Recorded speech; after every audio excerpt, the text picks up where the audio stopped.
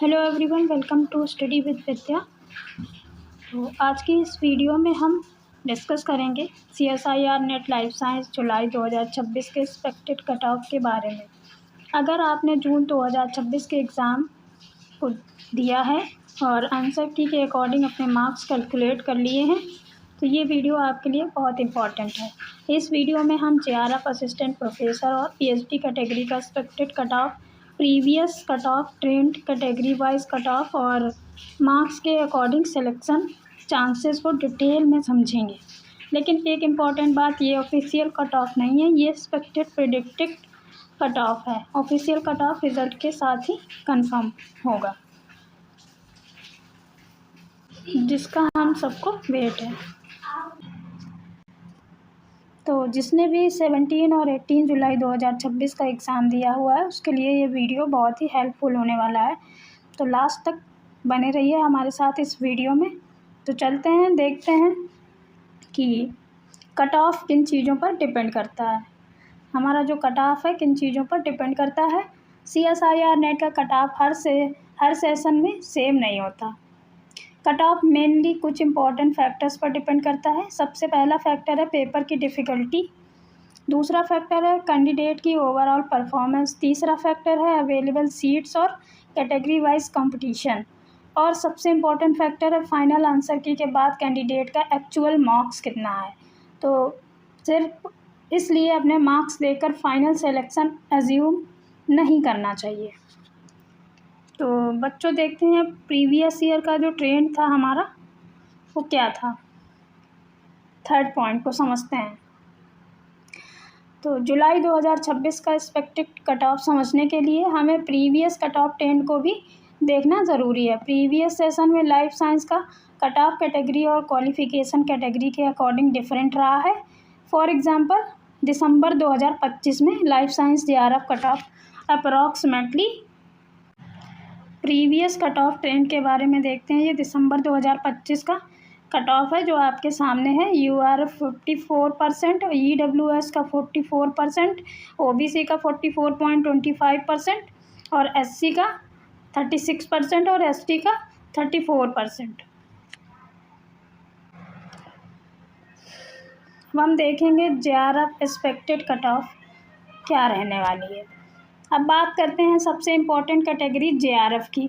जून 2026 life science में JRF cut off का predict करते वक्त प्रीवियस ट्रेंड और पेपर डिफ़िकल्टी को कंसीडर करना होगा। जनरल कैटेगरी के कैंडिडेट के लिए कट ऑफ कंपैरेटिवली हाईएस्ट रहने की पॉसिबिलिटी होती है। EWS और OBC कैटेगरी में कट ऑफ जनरल से कंपैरेटिवली लोअर हो सकता है। SC और ST कैटेगरी में कट ऑफ और लोअर रेंज में जा सकता है।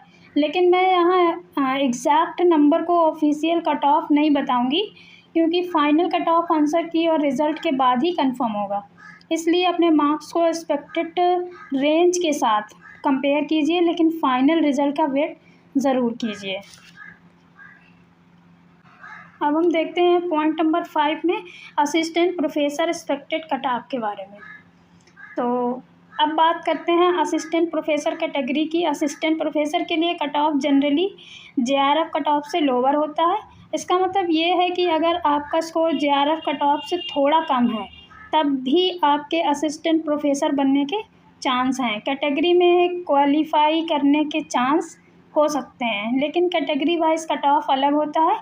इसलिए अपने मार्क्स को अपनी कैटेगरी के एक्सपेक्टेड कट ऑफ के साथ कंपेयर करना सबसे इम्पॉर्टेंट है।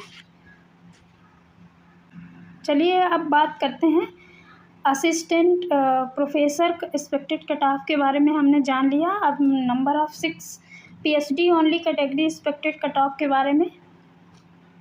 तो अब बात करते हैं PhD ओनली कैटेगरी की।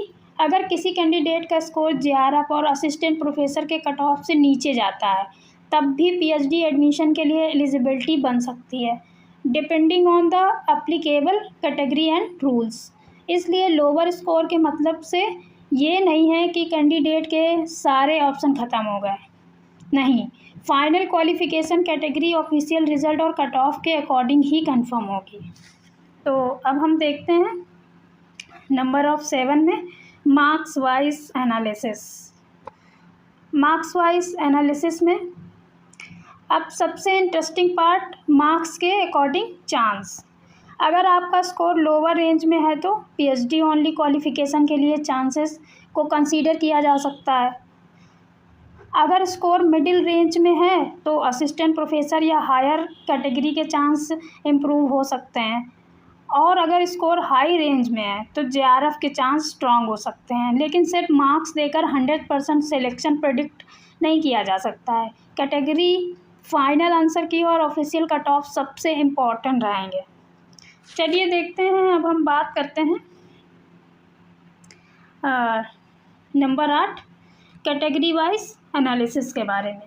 इसका क्या मतलब है, हम इसको भी डिटेल से समझते हैं। तो CSIR नेट में कैटेगरी वाइज कट ऑफ बहुत ही इंपॉर्टेंट होता है। General, EWS, OBC, SC, ST और PWD कैंडिडेट्स के कट ऑफ्स अलग हो सकते हैं। इसलिए अगर 2 कैंडिडेट्स के मार्क्स सेम हैं तो उनकी कैटेगरी के अकॉर्डिंग क्वालिफिकेशन स्टेटस डिफरेंट हो सकता है।